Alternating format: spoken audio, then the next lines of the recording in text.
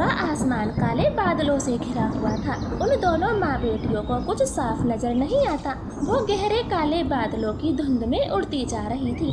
मम्मा मम्मा, ये पेड़ पत्तियाँ हमारे जंगल की नहीं लग रही। लगता है हम रास्ता भटक गए हैं, कुछ दिखाई नहीं दे रहा, इसलिए थोड़ी देर इस डाली पर बैठते हैं। कोई पक्षी दिखेगा तो रास्ता पूछ लेंगे। फिर वो माँ बेटी उसी मजबूत टहनी पर बैठी रहती है। बिजली चमक रही थी, बस बारिश होने ही वाली थी। तभी वहाँ से एक लाल रंग का तोता गुजरता है। सुनो सुनो तोते भैया, हम रास्ता भटक गए हैं, आप बता सकते हो ये कौन सा जंगल है? ये तो रामपुर का जंगल है। आपको किस जंगल जाना है? तोते भैया, हमें सुंदरवन जंगल जाना है। लगता है हम बहुत दूर आ गए। हाँ, सुंदरवन तो पीछे रह गया, ऊपर से मौसम खराब है। ऐसे मौसम में आपका उड़ना खतरे से खाली नहीं हो सकता। यहीं कहीं छुप जाओ, मौसम साफ होने पर निकल जाना। ऐसे समझाकर वो लाल रंग का तोता वहाँ से चला जाता है। तभी जोरों की बारिश भी होने लगती है। ठंडी ठंडी हवा और तेज बारिश ठंड का मौसम बना देती है। दोनों को तो सर्दी लगने लगी थी। मम्मा मम्मा, मुझे ठंड लग रही है, किसी सूखे स्थान पर चले, वरना मैं बीमार पड़ जाऊंगी। मुझे बहुत तेज ठंड लगी है। नहीं नहीं मेरी बेटी, मैं तुमको बीमार नहीं होने दूंगी। चलो, वहाँ एक घोंसला नजर पड़ता है, हम वहाँ चलते हैं। फिर वो दोनों माँ बेटी बारिश में उड़ती हुई उस घर का दरवाजा खटखटाती है। कृपया कोई दरवाजा खोलो, हमें मदद की जरूरत है, प्लीज कोई दरवाजा खोलो। कौन हो तुम?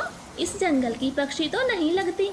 कवि बहन, हम सुंदरवन जंगल में रहते हैं, जहाँ गलती से आ गई। देखें, ये बारिश कितनी तेज हो रही है, हम उड़ भी नहीं सकते। कृपया बारिश रुकने तक हमें अपने घर में आसरा दे दे, हम बड़े आभारी रहेंगे। हम तुम दोनों को अपने घर में रख तो लेते हैं, मगर ये बारिश पूरी रात हुई तो क्या होगा? कवि बहन, हम आपके जंगल के अजनबी पक्षी हैं, इंसानियत के नाते हमारी मदद करें। मेरी बेटी ठंड से बीमार हो जाएगी। ठीक है, आ जाओ, इतना तो कर ही सकती हूँ, क्यों कालू? हाँ, सही कहा। आखिर में एक दूसरे के काम आना ही हम पक्षियों का पहला फर्ज है। तुम दोनों घर के भीतर आ जाओ। इस तरह से चिड़िया और गुड़िया घर के अंदर चली जाती है। गौरी कवि उन्हें सूखे नरम घोंसला में बिठाती है। देर रात हो गई थी। चिड़िया और उसकी बेटी को भूख लगी थी। मम्मा, बहुत तेज भूख लग रही है, आपको तो पता है हमने सुबह से कुछ भी नहीं खाया। बेटी, मैं कैसे कुछ मांगू? उन्हें अपने मन से देना चाहिए। इन्होंने हमें अपने घर में रखा, यही बहुत बड़ी बात है, वरना अजनबियों को तो कोई घर में भी नहीं रखता। अब चुपचाप लेटी रहो। मम्मा ने इतना बोला ही था, तभी कालू कौवा आता है और एक बड़ा सा कटहल चिड़िया को देते हुए कहता है, लो, आपको भूख लगी होगी, खाना खा लो। कौवे अंकल, खाना कहाँ है? ये तो कच्ची सब्जी है। यही तो है खाना, कटहल। इसे हम खाते हैं, सर्दी हो या गर्मी, कटहल ही हमारा भोजन है। अब खाना है तो खा लो। कौवा कटहल उनके पास रखकर चला जाता है। माँ बेटी तो उस कटहल को बड़ी हैरत से देख रही थी। ये क्या है मम्मा, मुझसे तो नहीं खाया जाएगा। गुड़िया बेटी, बारिश थोड़ी धीमी हो गई है, मैं तुम्हारे लिए कुछ खाने को ढूंढ लाती हूँ। फिर मम्मा चिड़िया खिड़की से बाहर जाती है, मगर वो तो हैरान थी, क्योंकि सब जगह कटहल ही कटहल थे, एक भी पेड़ पर कोई फल नहीं था। बाप रे बाप, यहाँ तो सारे पेड़ कटहलों से लदे हुए हैं, अमरूद, आम, केला, किसी का नाम निशान भी नहीं। अब मैं अपनी बेटी को क्या खिलाऊंगी? ऐसे आसपास देखकर मम्मा चिड़िया वापस घर आती है। उस रात वो बिना खाए सो जाती। सुबह हो जाती है, कौवे उनके कमरे का गेट खुलवाते हैं। तब चिड़िया उठकर दरवाजा खोलती है। चिड़िया, रात को तुम बाहर क्यों गई थी? हमारे दोस्त ने बताया, बताओ क्यों बाहर गई थी? कोई चोर तो नहीं हो तुम? नहीं नहीं कवि बहन, मैं चोर नहीं हूँ, मैं तो अपनी बेटी के लिए कोई खाना लेने गई थी, मगर आपके जंगल में तो कटहल के पेड़ों के सिवाय कुछ भी नहीं है। हाँ पत्नी जी, वो देखे हमारा दिया हुआ कटहल, इन्होंने थोड़ा भी नहीं खाया। माफ करना चिड़िया, मैंने तुम पर शक किया, तुम तो रात को भूखी ही सो गई हो। हाँ कवि बहन, हम ये कच्चे कटहल नहीं खा सकते, आप लोग कैसे खा लेते हैं? चिड़िया, अब तो यही खाने की आदत बन गई है। अच्छा तो मुझे भी नहीं लगता। उनकी बातों से गुड़िया जाग जाती है। उसकी तो भूख के मारे आवाज भी नहीं निकल रही थी। मम्मा मम्मा कुछ खाने को दे दो, भूख के मारे मेरी जान निकली जा रही है, मैं उड़ भी नहीं पाऊंगी। अपनी बेटी को इस कदर भूखे देखकर रानो को कटहल के पकौड़े बनाने का ख्याल आता है। वो कव्वों से कहती है, कव्वे भैया घर में लकड़ियाँ तो मिलेंगी? चिड़िया, घर में तो लकड़ी नहीं है, मगर मैं ले आऊंगा। हमारे जंगल में ढेरों लकड़ी पड़ी है, क्योंकि कोई आग ही नहीं जलाता, बस सर्दियों में हाथ सेकने को जलाते हैं। ऐसे कौवा लकड़ी लेने चला जाता है। कव्वी बहन मुझे अपनी रसोई में ले चलो, मुझे कटहल के पकौड़े बनाने हैं। फिर गोरी कव्वी चिड़िया को अपनी रसोई में ले जाती है। कालू भी लकड़ी लेकर आ जाता है। रानो चिड़िया आग जलाती है और जल्दी से कढ़ाई में गर्मा गर्म कटहल के पकौड़े बनाती है। लो कव्वी बहन, पहले आप खाकर देखो कैसे बने हैं कटहल के पकौड़े। गोरी कव्वी गर्मा गर्म पकौड़े खाती है। चिड़िया, सच में ये तो बहुत स्वादिष्ट है, नमक भी, मिर्च भी और खाने में स्वाद भी। मैं तो ये सारे खा जाऊंगी। हाँ हाँ, खाकर तो मजा ही आ गया, लग ही नहीं रहा हम कटहल खा रहे हैं। गुड़िया बेटी, आप भी खाएं। फिर माँ बेटी भी कटहल के पकौड़े खाती है। सबका पेट भर जाता है। धन्यवाद कव्वो, आपका ये एहसान मैं कभी नहीं भूलूंगी। अब हमें अपने जंगल जाना होगा। चिड़िया बहन, तुम एक दिन के लिए यहीं रुक जाओ, मुझे कटहल के पकौड़ों की दुकान लगानी है। जब ये हमें ही इतने पसंद आए तब बाकी पक्षियों को भी खूब पसंद आएंगे। प्लीज बहन। हाँ मम्मा, इन्होंने हमारी बहुत मदद की, अब हमारा भी फर्ज बनता है कि हम इनकी मदद करें। एक दिन रुक ही जाते हैं। फिर रानो और गोरी मिलकर ढेर सारे कटहल के पकौड़े बनाती है। तब तक कालू और गुड़िया मिलकर घर के बाहर एक छप्पड़ बना लेते हैं, जिसमें वो कटहल के पकौड़े बेचते हैं। कटहल के पकौड़े, कटहल के पकौड़े, स्वादिष्ट और सस्ते कटहल के पकौड़े। आओ आओ, गर्मा गर्म पकौड़े खाओ। कटहल के पकौड़े कितने रुपए के हैं? 5 रुपए की एक प्लेट है, खाकर देखे, मजा ना आए तो पैसे मत देना। ऐसे मिट्ठू तोता पकौड़े खाता है, उसे तो बहुत अच्छे लगते हैं। लो गोरी कव्वी, 10 रुपए, एक प्लेट और दे दो। ऐसे रात होने तक उनके सारे पकौड़े बिच जाते हैं। गोरी कालू तो बहुत खुश थे और अगले दिन चिड़िया माँ बेटी अपने जंगल के लिए निकल जाती है और दोनों कौवे खुशी खुशी कटहल के पकौड़े बेचते हैं। तो प्यारे दोस्तों, प्लीज हमारी कहानी को लाइक और चैनल को सब्सक्राइब करना। आपका धन्यवाद। काली कलोटी, चिड़िया की बेटी काली कलोटी। उड़ती हुई चिड़िया की काली बेटी गोरी कव्वी के पास आ जाती है। आंटी जी, मेरा रंग काला है तो इसमें मेरा क्या कसूर? आप क्यों मेरा मजाक बनाती रहती हो? जब हो कोयले जैसी काली तो क्यों ना कहूँ, और बाकी सब भी तो काले रंग पर हंसते हैं। तेरी माँ तो काली नहीं है, फिर तू कहाँ से आ गई? काली काली, चिड़िया की बेटी काली, मैं तो कहूँगी। गुस्से में चिड़िया की बेटी वहाँ से चली जाती है। नदी किनारे कबूतर तोते की बेटी भी बैठी हुई थी। वो बातें कर रही थी। सहेली, कल मैं अपने घर के दरवाजे पर खिचड़ी खा रही थी, तभी वो काली चिड़िया आ गई और मेरे साथ खाने लगी। मुझे तो अपनी पूरी खिचड़ी फेंकनी पड़ी। हाँ सहेली, मैं तो उसे देखकर अपनी खाने की चीजें छुपा देती हूँ। उसकी गंदी शक्ल खाने का स्वाद ही बदल देती है। अपनी दोनों सहेलियों की ऐसी बातें सुनकर काली गुड़िया को तो बहुत दुख होता है और वो उनसे कहने लगती है, लेकिन टीना, आपने ही तो कहा था खिचड़ी खा लो, मैंने तो तभी खाई। अगर मुझे पहले से पता होता कि आप दोनों भी मेरे बारे में ऐसे सोचती हो तो मैं आपकी खिचड़ी कभी नहीं खाती। गुड़िया, किसने कहा हम सहेली हैं? हमें तो बिल्कुल भी अच्छी नहीं लगती। कहाँ हम और कहाँ तू, काली कलोटी। गोरी आंटी सही कहती है, काली कलोटी। चलो मीना। ऐसे बोलकर वो दोनों सहेली वहाँ से चली जाती है। गुड़िया बहुत उदास मन से घर आती है। वो रोने लगती है। क्या हुआ मेरी बेटी को?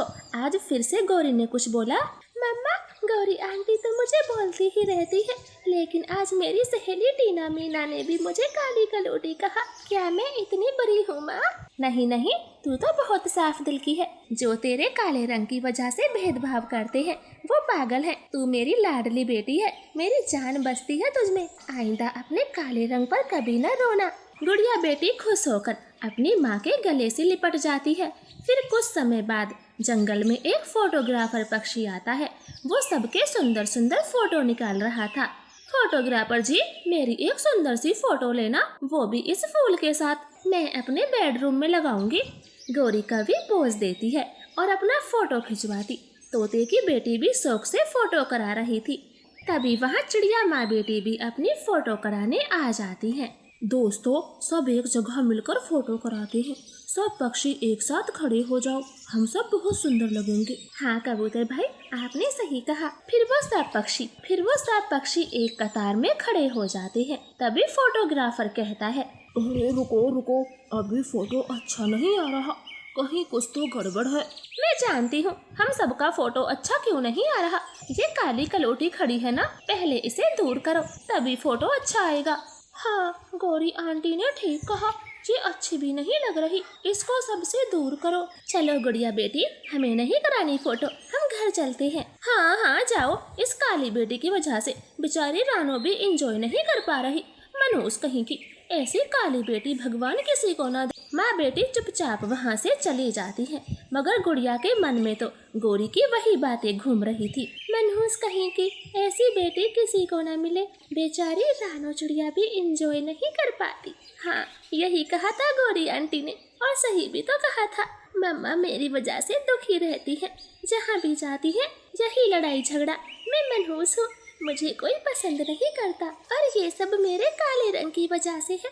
मम्मा, मैं अब आपको और बेइज्जत नहीं होने दूंगी, मैं चली जाऊंगी।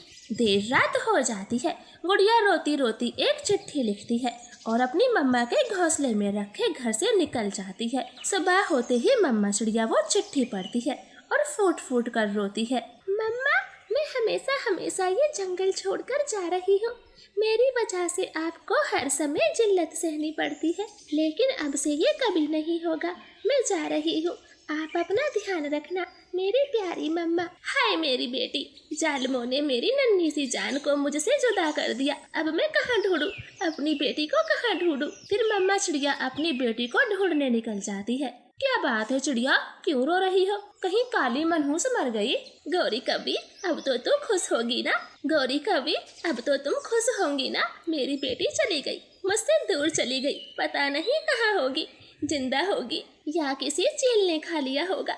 अब तो तुम्हारे कलेजे को ठंडक पड़ गई। चिड़िया, रोती क्यों हो? अच्छा ही तो हुआ वो काली कलोटी जंगल से भाग गई। मैं तो ये खबर सबको सुनाकर आती हूँ, पागल कहीं की, बेवजह रो रही है। गौरी कवि वहाँ से उड़ती हुई चली जाती है। शाम होने तक मम्मा चिड़िया अपनी बेटी को ही ढूंढती और हार थक कर निराश मन से अपने घर आ जाती है। वो अकेली रोती हुई अपनी बेटी को याद कर रही थी। मेरी बेटी, तुम कहीं भी हो, घर वापस आ जाओ, मेरा तुम्हारे बिन मन नहीं लग रहा। प्लीज बेटी, वापस आ जाओ। दूसरी तरफ कुएं के पास गुड़िया अकेली बैठी थी। उसे तो डर लग रहा था। इस कुएं के पास कोई नहीं आता, ये जंगल में सबसे सुनसान जगह है, मैं यहीं सो जाती हूँ। गुड़िया कुएं के पास ही लेट जाती है। तभी वहाँ कुछ भूखे चील आते हैं। पत्नी जी, चिड़िया की छोटी बच्ची आज से खाकर तबीयत खुश हो जाएगी। पति जी, ये चिड़िया तो काली है, इसको खाने का मेरा मन बिल्कुल भी नहीं कर रहा। चले हम कोई दूसरा शिकार ढूंढते हैं, मैं नहीं खाऊंगी काली चिड़िया को। वो दोनों वहाँ से चले जाते हैं। उनकी ये बातें सुनकर गुड़िया तो अंदर से भी टूट जाती है। ये क्या, चीलों ने भी मुझे नहीं मारा, ये मेरे काले रंग से नफरत करते हैं, ये भी मेरे काले रंग से नफरत करते हैं।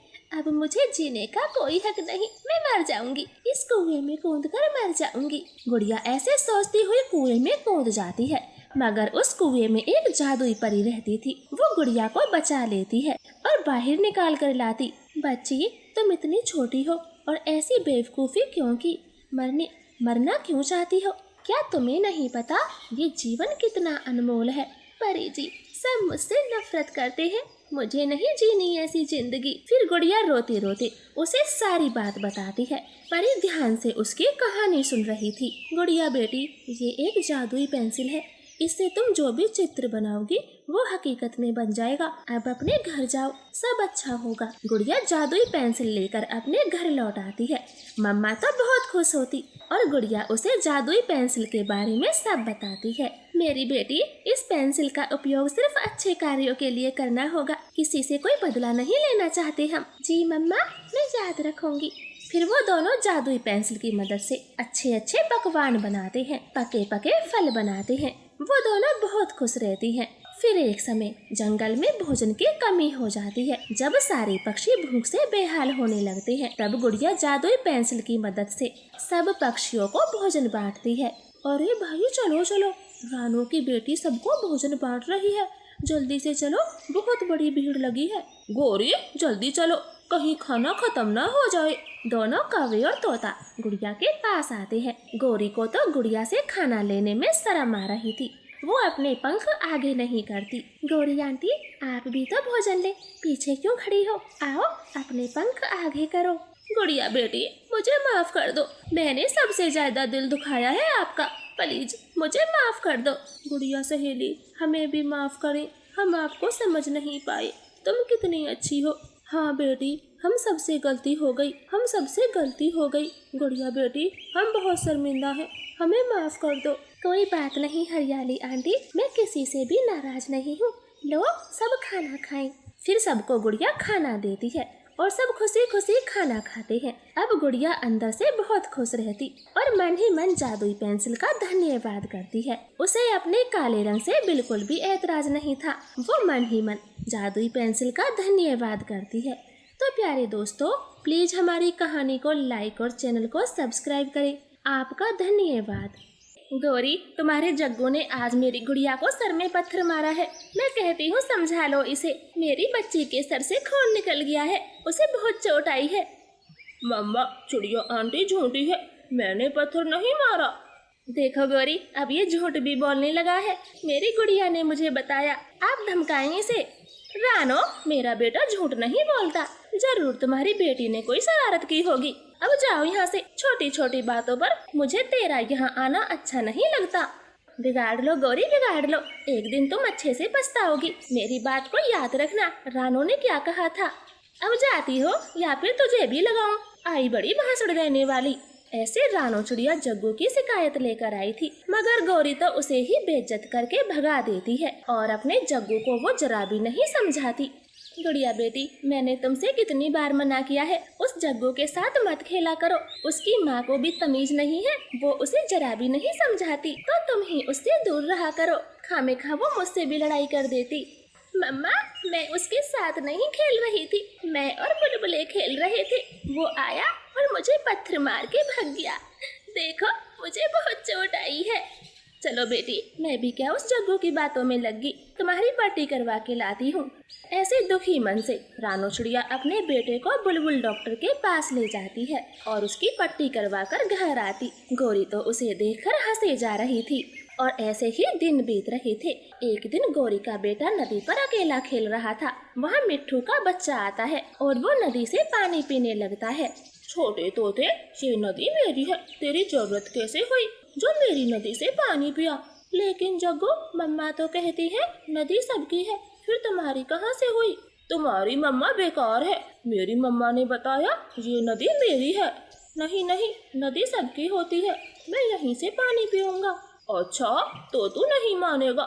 ऐसे जग्गू मिट्ठू तोते के बच्चे पर टूट पड़ता है और उसको चोंच मार मार कर जख्मी कर देता। वो रोता हुआ अपनी मम्मा के पास जाता है। मम्मा, मम्मा, मुझे उस जग्गू ने मारा, नदी से पानी नहीं पीने दिया, मुझे बहुत दर्द हो रहा है, उसने चोंचे गढ़ा दी मेरे सर में। मिट्ठू जी, आप हीरू को डॉक्टर के पास लेकर जाएं, मैं उन कौवों के घर जाती हूँ। बताओ, ऐसे भी क्या झगड़ा करना होता है? मिट्ठू तुरंत ही अपने बेटे को लेकर डॉक्टर के पास जाता है। हरियाली गौरी कौवी के पास जाती, उसे तो बहुत गुस्सा था। गौरी, ओ गौरी, जल्दी से बाहर निकल। हाँ, क्या बात है, क्यों गला फाड़ रही है? मैं बहरी नहीं हूँ, तुम्हारे बेटे ने हमारा जीना मुश्किल कर रखा है। मेरे बेटे को चोंचे मार मार कर जख्मी कर दिया। मैं बता रही हूँ, या तो उसे समझा ले, वरना लड़ाई करनी हमें भी आती है। हरियाली, जरा फिर से बोलना, मुझे कुछ समझ नहीं आया। गौरी, मैं बता रही हूँ, अगर तुमने अपने बेटे को नहीं समझाया तो मैं भी उसकी चोंच तोड़ दूंगी। हरियाली ने इतना कहा ही था कि गौरी उस पर हमला कर देती है। उनमें काफी देर तक लड़ाई होती है। रानो चिड़िया वहाँ से गुजर रही थी। वो झट से उनके पास आ जाती और गौरी हरियाली को रोक देती है। हरियाली को तो काफी चोटें आई थी। चिड़िया, ले जा इसे, वरना आज इसका मुंह लाल कर दूंगी। खामेखा मुझसे उलझ रही है, छोटी कमजोर तोती। गौरी, ये तुम्हारा बहुत हो गया है। अब तक तो तुम्हारा बेटा ही हाथ उठाता था और अब तुमने भी शुरू कर दिया। चिड़िया, लगता है तुम्हारी हड्डी भी मसाला मांग रही है। ज्यादा भाषण दिए तो तेरा मुंह तोड़ दूंगी। हरियाली बहन, चले यहाँ से। क्या फायदा हुआ तुम्हें गौरी से उलझने का? ये तो है ही बदतमीज। रुक तो चिड़िया, तूने मुझे बदतमीज कहा? हाँ, तुम हो बदतमीज। ना तो अपने बेटे को अकल सिखाती हो, ऊपर से खुद भी लड़ाइयाँ करती हो। गौरी रानो चिड़िया पर हाथ नहीं उठाती क्योंकि उसे पता था अब हरियाली और रानो उसको मार लगा देती। वो चुपचाप अपने घर में चली जाती है और वो भी अपने घरों को लौट जाती है। कालू, आप घर कब आ रहे हो? क्या हुआ गौरी, क्या जरूरत आन पड़ी? किसी ने कुछ कहा तुम्हें? हाँ, उस चिड़िया ने मुझे बदतमीज कहा और हरियाली से मेरी पिटाई भी करवा के गई है। तुम कब आओगे? बस निकल रहा हूँ। उस छोटी चिड़िया को तो मैं सबक सिखाऊंगा। भला उसकी क्या मजाल जो मेरी पत्नी को रुलाए। ऐसे कालू कौवा गुस्से में अपने जंगल आता है और तुरंत ही रानो चिड़िया के घर चला जाता। कालू भैया, आप पहले पूरी बात जान ले। उन्होंने हरियाली को कितना मारा, उसका पंख भी टूट गया है। आप जाकर देखें। तब मैंने उन्हें बदतमीज कहा। मेरी कोई गलती नहीं है। तुम्हारा तो पंख नहीं टूटा था जो तुम्हें इतना दर्द हुआ, लेकिन मैं तुम्हें भी सबक दूंगा। ऐसे कालू कौवा रानो चिड़िया के पंख को तोड़ देता है। वो तो दर्द के मारे चीखती रह जाती है और कालू कौवा हंसता हुआ वहाँ से चला जाता। तोड़ाए, चिड़िया का पंख तोड़ाए। हाँ, पंख तोड़ दिया है उसका। अब कम से कम 10-15 दिनों में जाकर सीधा होगा। मेरा सुंदर कालू, तुम चले गए थे तो ये जंगल के पक्षी हम माँ बेटों पर जुल्म करने लगे थे। आए दिन कोई ना कोई सुनाने आता था, लेकिन अब ऐसा नहीं होगा। मैं आ गया हूँ। ऐसे वो कालू गौरी तो बहुत जालिम पक्षी थे। वो किसी पर भी दया नहीं करते और समय ऐसे ही बीत रहा था। सब पक्षी कौवों से दूर ही रहते और एक दिन जंगल में चील का परिवार आता है। उसके छोटे छोटे 2 बच्चे थे। अब इन कौवों को सबक सिखाने का समय आ गया। देखो रानो, मैं चीलों के पास जाता हूँ। जो भी करना संभल के करना, भलाई तो उन कौवों से दूर ही रहने में है। देखना मैं किस तरह की आग लगा के आता हूँ। इन जालिमों का जुल्म बढ़ता जा रहा है। मैं अभी बता कर आता हूँ। ऐसे मिट्ठू तोता चील परिवार के पास जाता है। चील भाई, हमारे जंगल में वो कौवे का परिवार बहुत खतरनाक है। उनसे हमेशा दूर ही रहना। और हाँ, अपने बच्चे को बड़ी नदी से पानी पिलाना। छोटी नदी पर कौवों का कब्जा है। क्या कहा तोते, इन कौवों की इतनी जरूरत, हम तो इसी नदी से पानी पिलाएंगे। और देखें तो ये कैसे हमसे झगड़ा करते हैं। चील भैया, कौवे बड़े ताकतवर हैं, वो किसी से नहीं डरते। तोते भैया, अगर हमसे इन्होंने कुछ कहा तो हम इन्हें छोड़ेंगे नहीं। आप जाओ। ऐसे मिट्ठू तोता चला जाता है। एक दिन चील के बच्चे नदी पर पानी पी रहे थे। जग्गू कौवा उनके पास आता है और छोटे चील के बच्चों की खूब पिटाई करता है। मम्मा पापा से कहेंगे, वो तुम्हें जिंदा नहीं छोड़ेंगे।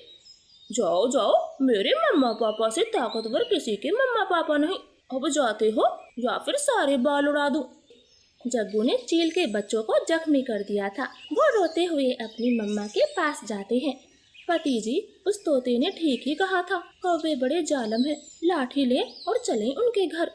ऐसे चील पति पत्नी लाठी लिए कौवों के घर जाते हैं और दरवाजा खुलवाते। चील जी, क्या हुआ? आप हमारे घर लाठी लिए क्यों आए हो? बेटा, तुम्हें किसने मारा है? मम्मा, वो जो अंदर बैठा है उसने ही मारा। बोल रहा था हमारे मम्मा पापा बहुत ताकतवर हैं।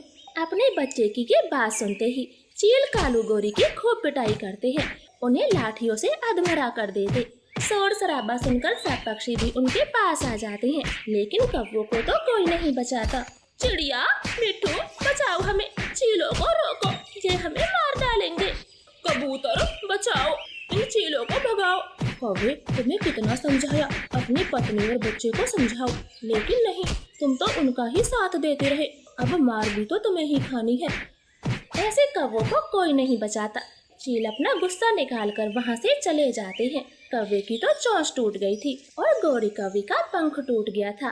गौरी, बड़ा शौक था ना कमजोर पंख तोड़ने का, अब देखो खुद का पंख कैसे अलग पड़ा है। हाँ हरियाली, पता तो तभी चलता है जब शेर को सवा शेर मिलता है। गौरी, तुमने उस चील को क्यों नहीं मारा? हम पर तो बड़े हाथ उठाती थी। गौरी को अपनी गलती का एहसास हो जाता है और अपने किए पर पछताती रह जाती। तो प्यारे दोस्तों, इस कहानी से हमें सीख मिलती है, बच्चों की गलतियों को बढ़ावा नहीं देना चाहिए बल्कि उन्हें प्यार से समझाना चाहिए। प्लीज हमारी कहानी को लाइक और चैनल को सब्सक्राइब करें। आपका धन्यवाद।